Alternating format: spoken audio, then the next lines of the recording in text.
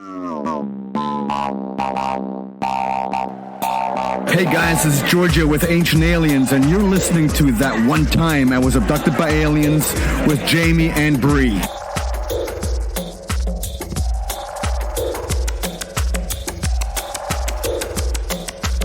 You're listening to That One Time I Was Abducted by Aliens. I'm Jamie. I'm Bree, and we're two sides of the coin. All right. Welcome back, everybody. We're on to our 5th episode of the Secret Space Program. Number 5, Staying Alive. Staying alive, staying alive. Staying alive, staying alive. What's our episode tonight about, Bree? Tonight we're going to get into Majestic 12. Ooh. And also some James Forrestal action. Oh, okay, I like it. So, as mentioned in our last episode, the U.S. had a lot of sightings and possible retrievals of flying saucers in the 1940s, with a very heavy surge of reports in 1947, which is when Roswell was. And a lot of these sightings and occurrences or crashes or crash retrievals were happening in the southwest areas, which was well known and pretty infamous about having nuclear and rocket testing. 2 months after the Roswell crash, September 24th, 1947, the United States 33rd President, Truman, passed the National Security Executive Order, which eventually gave rise to the CIA, the NSA, allegedly the same day he formally assembled what is known as Majestic 12, Magic 12, or MJ-12. And just remember that a year prior, Truman had established the Central Intelligence Group. So it was definitely leading the way for these 3-letter, agencies. Government agencies. So right now we're going to fast forward to 1984, just a little skirt jump. And we're going to talk about kind of how the Majestic 12 became into the light of the world, how people started to know about it.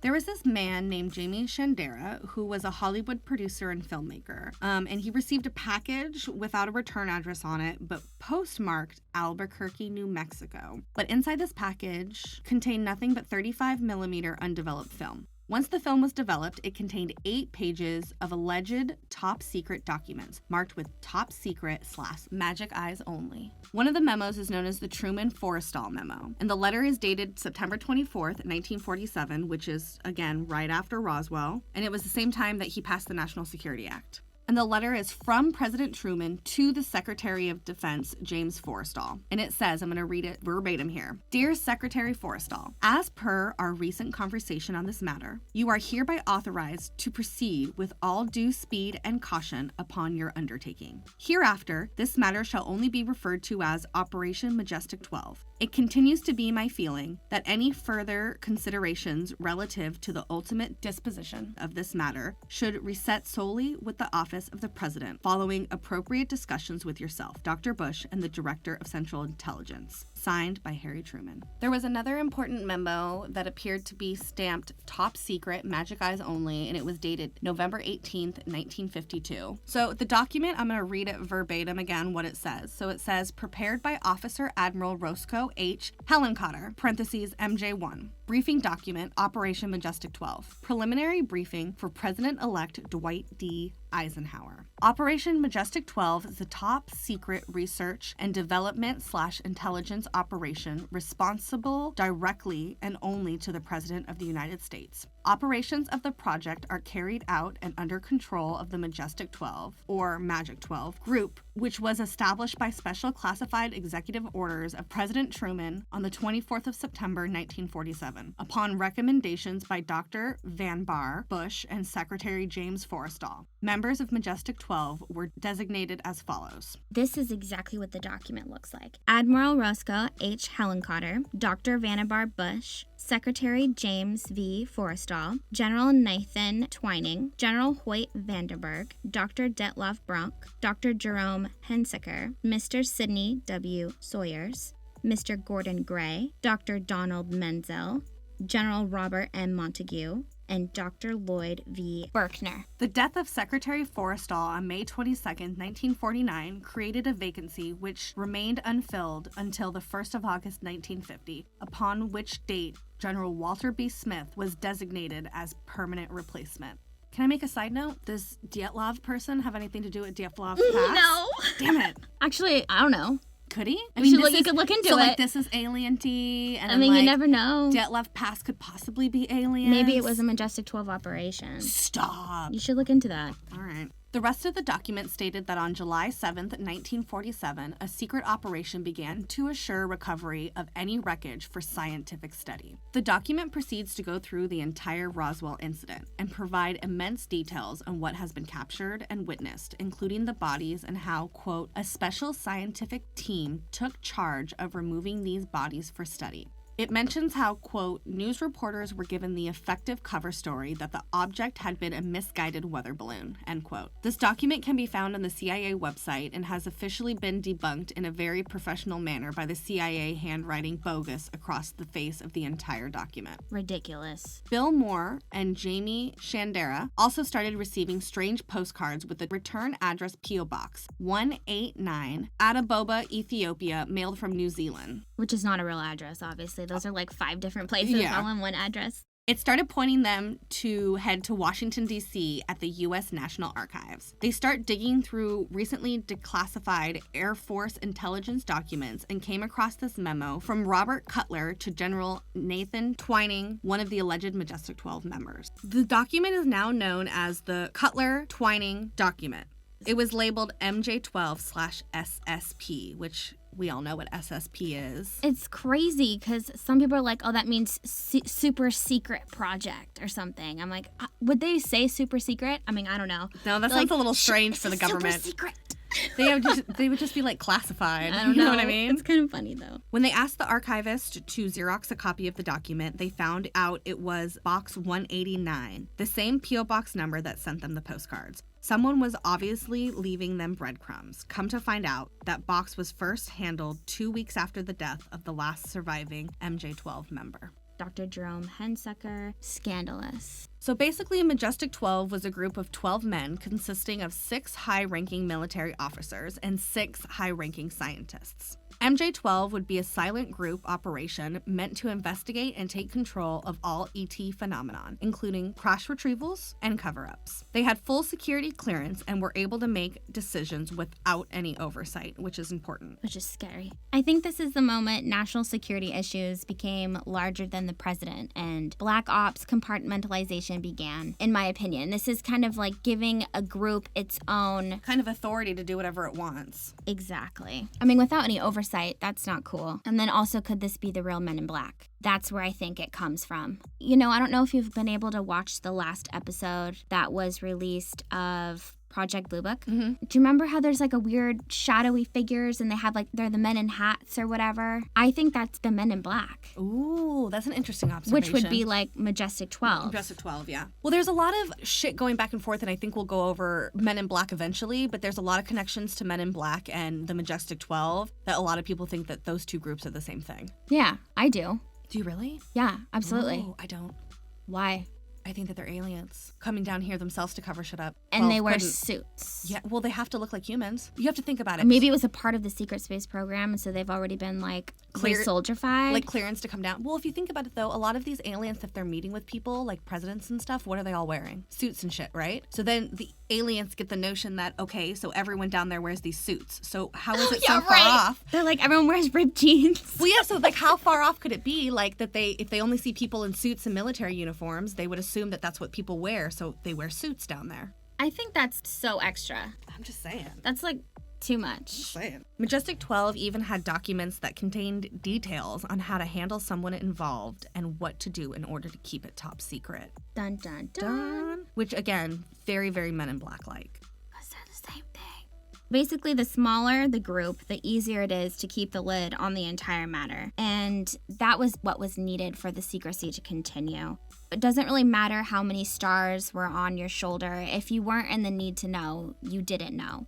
And that was part of the whole process, I think, in the secrecy, is if you keep it to such a small group and everyone else is thinking, well, no, I'm higher rank or whatever, I would know. The confusion just leads to more secrecy, and with that much confusion, it helps to not have the focus on them. And I think it's important to note that even with Project Sign and Project Grudge and with Project Blue Book, they didn't have access to everything that Majestic 12 knew. They were pretty much made to be the face of an investigation. So people thought that whatever was being witnessed was being investigated and that there was a conventional explanation to all of them. So they knew everything and were there kind of to also confuse these other projects that were more well known.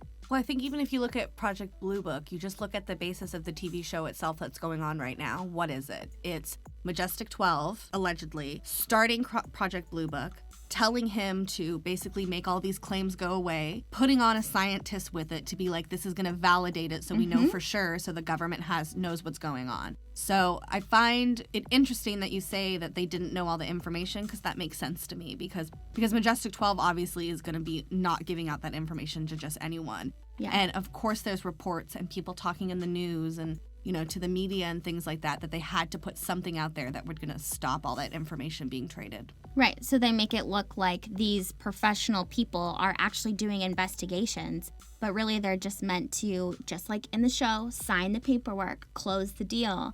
They're not actually going into the depths of what's really going on. That's Majestic 12. They're there to do the research, find out what's going on, and to cover up all evidence that there is even such an issue. So I've found that on some YouTube channels, and including one that's rather popular these days and some other places, there are still a lot of people that don't trust these documents. And that's because there's a lot of mistakes, and it's written in a way that you won't find in our current day. But I don't think that those people that are out there telling the story are really going into all the details of what's been found since then. Maybe they just don't know, but I would like to mention it to our listeners so that they know and that they're better informed so they can make up their own decision on whether or not these documents could be authentic.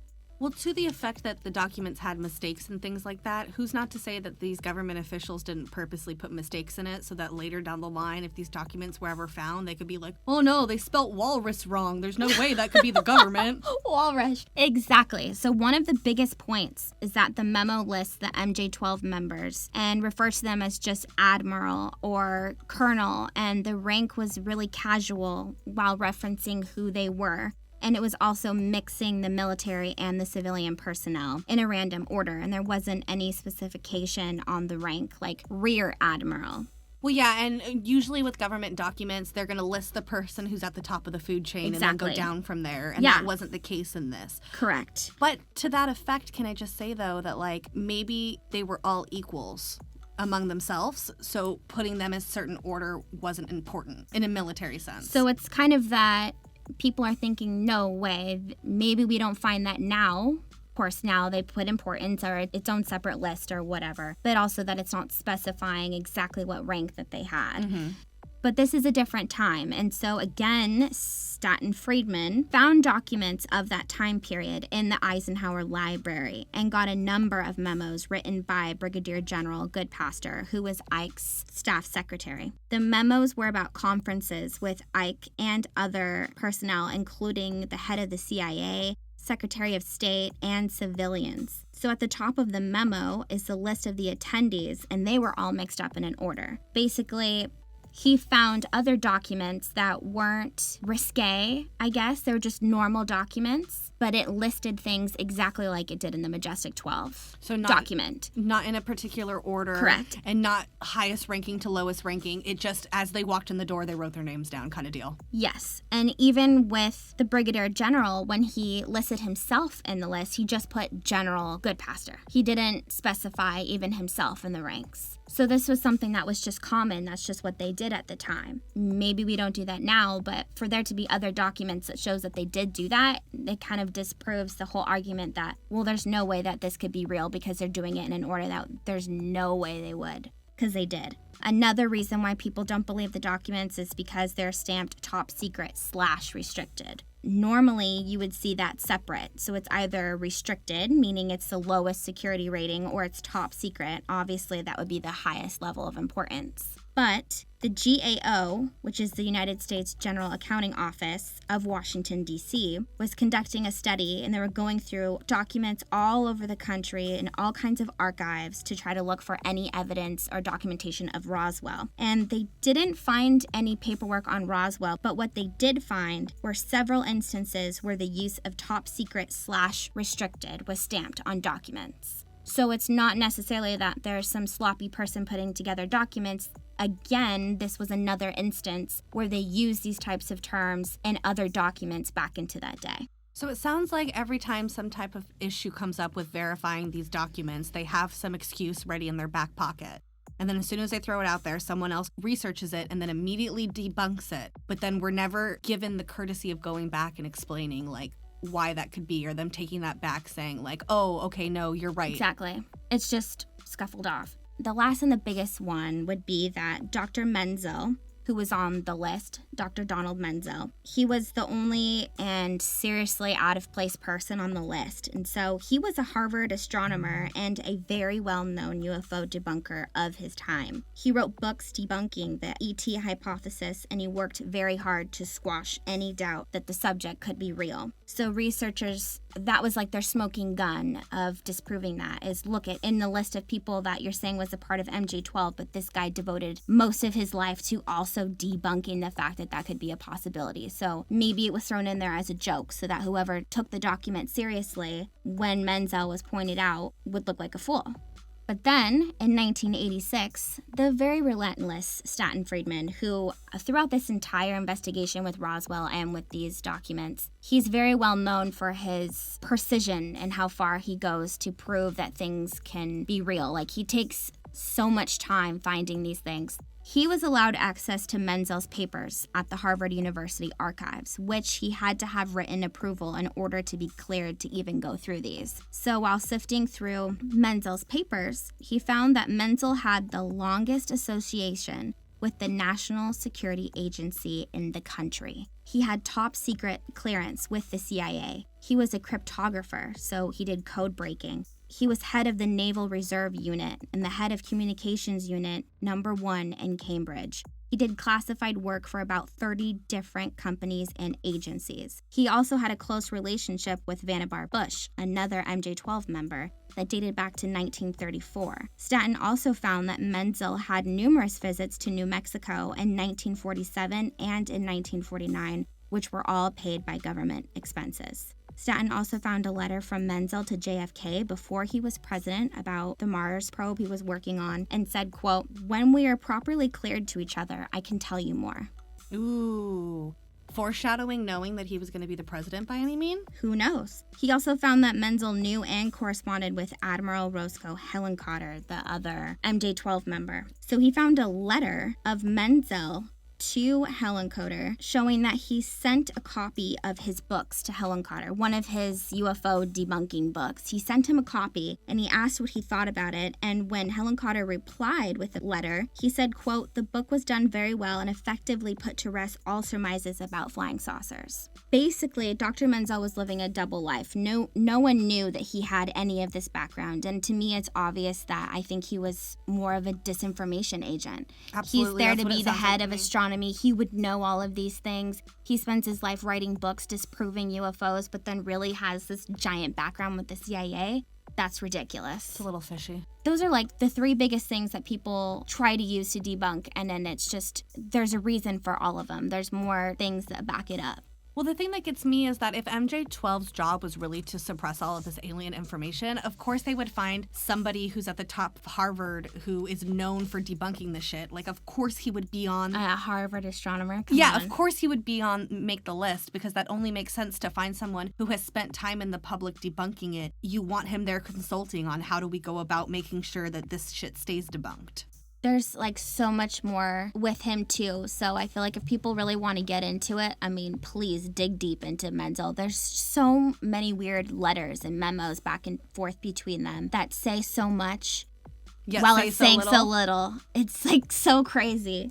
One of the most notable members of MJ-12 was James Forrestal, and his death was mentioned at the very last sentence of the last document that you read. And I feel like it's just a crime not to mention what happened to him. He's such a notable figure, and I've really come to be astounded by the situation of him. First off, James Forestall was the very first Secretary of Defense for United States, and that was between 1947 to 1949. And he was buddies with JFK. He took JFK with him to Germany as his guest to check out recovered German craft right after the war. He wanted to recruit JFK to his personal staff, and he shared secrets with Kennedy about the UFO issue. We'll get into JFK in a later episode, but I just want everyone to remember this, put this in the back of your pocket, so that when we do jump forward to JFK, you'll remember that this was kind of the seed with JFK and his involvement into this issue.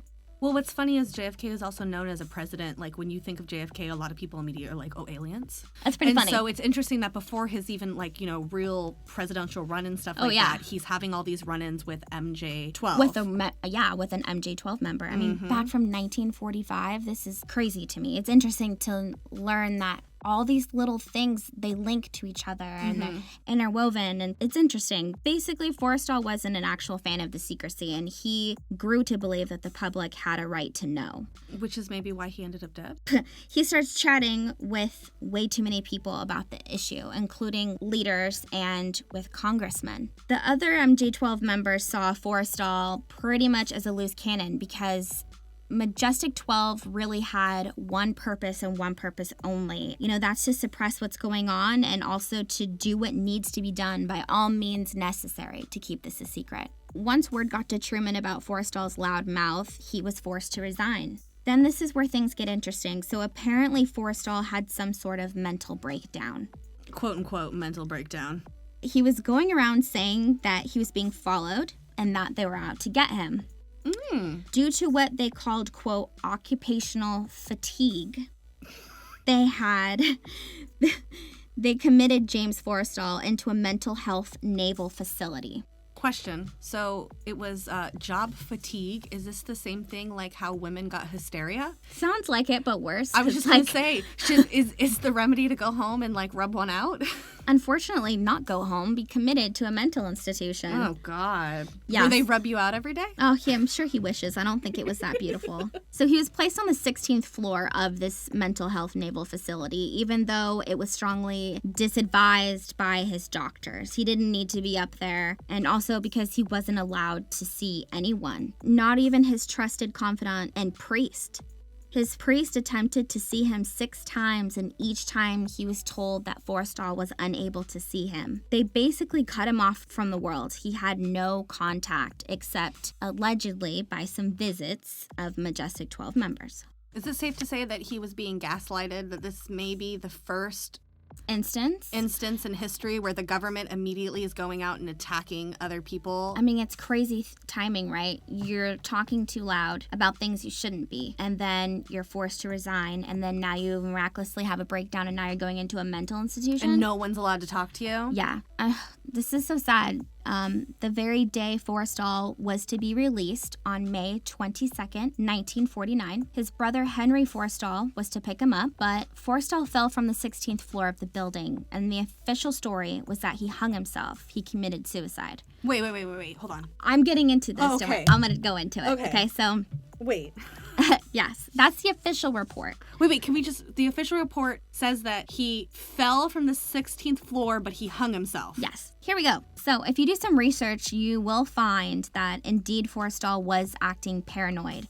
He called the White House during his stay at the hospital because he thought his room was being bugged. But could his room have been bugged? Like actually have been bugged, or was he unreasonably suspicious? Was his mental state due to an actual and organic type of occupational fatigue, or could this, quote, occupational fatigue have been something conceived for his downfall and by means of getting rid of him? Because you think of all the crazy things that the CIA mess with people's heads, right? I mean, could they have done something to him to create this unstable, disturbed mind? LSD, anybody? Despite the cause and the root of his disturbed mind state, the doctor stated that Forrestal was doing much better over his staycation. They said he would be fine in a couple weeks. His hospital records show that on May 17th, his doctors reported that Forrestal showed no signs of depression. His appetite was back. He gained 12 pounds. He was freshly shaved, hair combed, and he was in good spirits. Then on Friday, May 20th,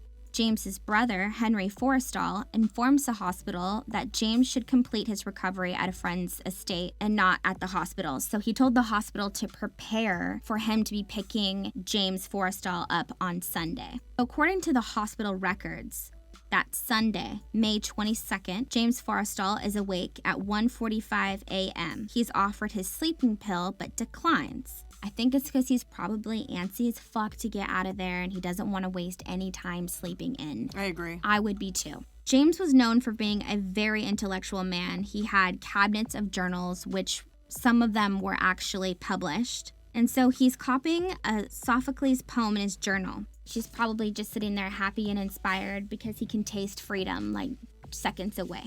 Forestall's room is under constant watch. His personal attendant is a Marine guard who, I guess if you go through the accounts, they had quite a close relationship. It said that they kind of created a father-son like relationship. The guy really looked up to him. And also at the time, Forestall was really admired by the country. He was a really great man, and unfortunately this was like his moment of downfall, but he became really close with his attendant. But and he was probably one of the only people who had contact with him, his only friend, Very other than true. doctors. Very true. But for some unknown reason, his normal attendant was absent that day. The attendant filling in forgets to lock Forestall's door after he offers James his sleeping pill.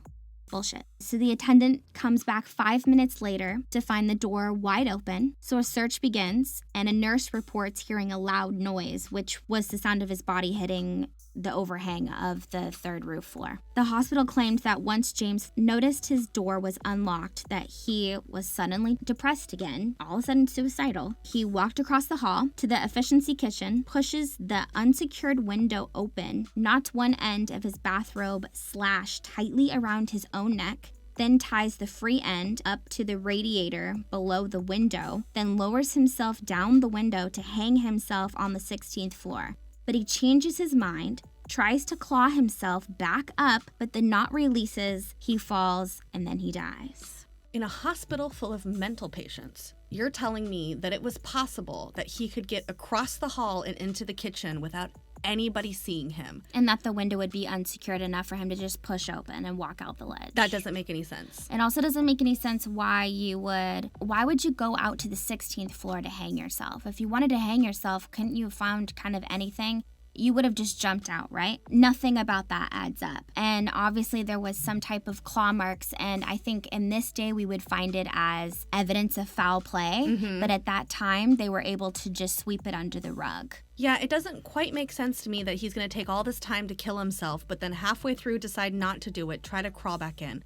What sounds like what happens is they tried to make it look like a suicide. They probably did tie it around his throat and hold it, and was probably holding him there as he's clawing to try to get back up. And then they just release it to let him fucking go. Exactly. James Forrestal never finished writing that poem that he was last seen doing. The last word that he wrote was night, from the word nightingale.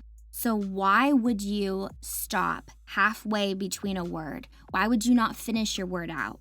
To a lot of people, including myself, the only reason why you would stop halfway writing a word is if someone pulled you away from something or something huge was happening and you had to immediately drop. Or something interrupted you. You're sitting in your room and you're writing and you're in the middle of the word night and the door opens, so you stop what you're doing and look. The priest that had been trying to see him 6 times, which was told that he could not have any contact with him, he came to the hospital to pay his respects after it happened. And I guess everyone was going to that hospital. And he said the lobby was just flooded with people. And that a man in a white coat walked by him, leaned into his ear and whispered, "You know James didn't kill himself, don't you, Father?" And then walked away. The priest went on record saying that. Now, why the hell would the priest lie? But besides the point, that doesn't matter. Everything else to me is enough evidence to show that that was a very fucked up and obvious situation. I mean, at least enough evidence in today's standards where we wouldn't write it off as just a suicide. No fucking way. Ugh, the fact that they said that he was doing well, it seems like whether or not he did have an authentic breakdown, whether it was given or created by the CIA or if he really was having a hard time, he was doing better in there. And for them to document that he was in well spirits, he was doing well. He's like, all right, now I'm going to be like a proper gentleman. I'm going to like shave my beard. I'm going to get dressed. Does that sound like someone that's miraculously extremely suicidal on the very day that they're going to be released? No, not at all. Absolutely not. I mean, I think there's even enough to question. Let's pretend like he wasn't in great spirits. Just to hear that he would have been getting out that day. Yeah, you wouldn't be and then killing he yourself. committed suicide. Well, I mean, it kind of makes sense. Okay, I'll put it in this perspective because we always should come at it from both sides of the coin. Let's say you're very depressed and maybe you feel like being in the hospital is getting you better, but then to be told that they think you're well enough to go out into the world, and maybe that thought is just overwhelming. Yeah. But I only think about that in the sense of if he was still depressed, but he clearly was getting better and ready to obviously wanted to get out. But I'm just saying, on the flip side, though, if the documents were to say that he was still really horrible and things like that, then yeah, I can understand. Like, okay, that kind of makes sense to me because then you have that threat of, I feel safe here and I'm cut off from the world and I'm healing and you're going to rip it away and throw me back into the world again where I don't want to be. Right. But I mean, also, this was his brother offering for him to leave. It wasn't something that he had to do. Yeah. Obviously, he could have finished out his time there at the hospital. He's a big boy. He could have said, you know what, I think I'm going to finish my time here. Yeah. This is doing pretty good for me, you know? He obviously wanted to get out of there. I mean, absolutely. The whole story is crazy to me. I heard about it a long time ago, and I feel like the more I get into it, the more like, not angry, but almost like fascinated by it because I feel so bad for him. And it's just an atrocity to me, the whole situation. Well, there's something about these 3-letter agencies and when people, disappear, come up missing and things, it seems like the go-to is always goddamn suicide. Yeah. Some sort of make it look like they committed suicide or, well, they just left the country of their own free will and disappeared kind of thing. So it's interesting that we have this very first case of this gaslighting and it happens to be something like a suicide because it kind of puts in trend what they continue to do to people in these fields who come out and speak about it. Yeah, and I've heard other researchers say, it probably wasn't anything personal. It was probably just business. It's the fact that they had a loose end. He probably should have known, in my opinion, who he was dealing with being a part of this group. He should have known the repercussions of him going and talking about it to other people. Whether or not you think it's the right thing to do, you know who you're dealing with because you're a part of the people. Well, I think that the government learned a very big lesson there about who you can trust with information, and we're probably still are a lot more detailed and quiet about all of this. You know what I mean? Like, absolutely. I'm going to have to say that let's just pretend like Majestic 12 is still going on right now, right? They have all 12 new members, obviously, because everyone on that list is long gone by now. Oh, yeah. I guarantee you there's not some memo somewhere that has them all listed out. No. Because the government got smarter than that. They don't leave breadcrumbs and trails too much anymore. They're a lot more beyond that.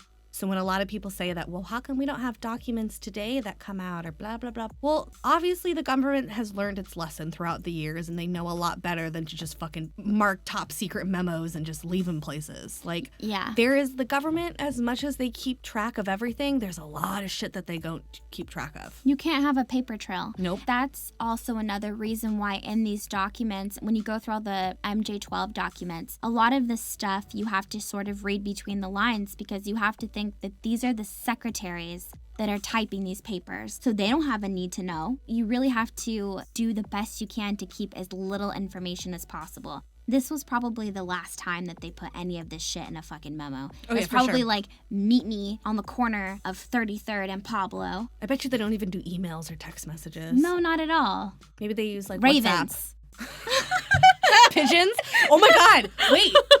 But pigeons are actual like government drones and surveillance Oh my God, things. stop. By the way, when you said that, I walked outside and I saw a bird. Did you? I swear to God. Did it look at you? I don't know. I don't often are like, bird, make eye contact, eye contact. You see me?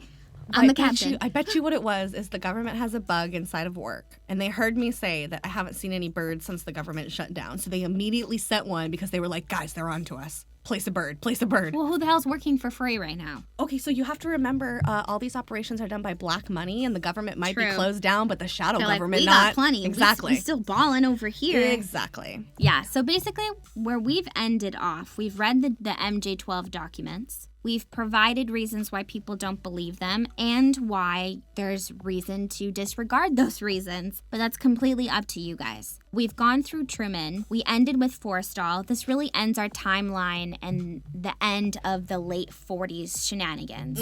And now, with that last document, is leading us into Eisenhower, which we can get into our next episode. Absolutely. All right, Bree, let's get into our favorite part of the episode, shout-outs.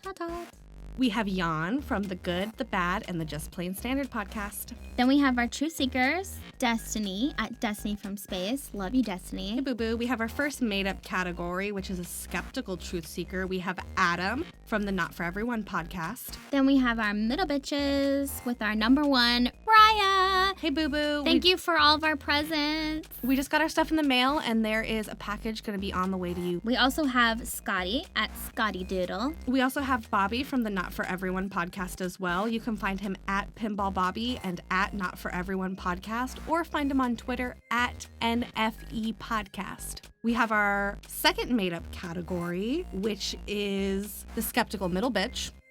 We have AP. At Weather Traditions. Love you, AP. Love you, April. Last but not least, we have the Anything is Possible level, and we have Matt. Hey, Matt. Thank you, everyone, for supporting us. We love you guys. Thank you guys so much for tuning in tonight. Listen next week for our 6th episode, and we will hear from you guys soon. Hit us up on Instagram at ThatOneTimeIWasAbducted. Shoot us an email at ThatOneTimeIWasAbducted@gmail.com. And, follow us on all the social medias. Thank you, guys. Good night. Fuck you, Mountain View, California night.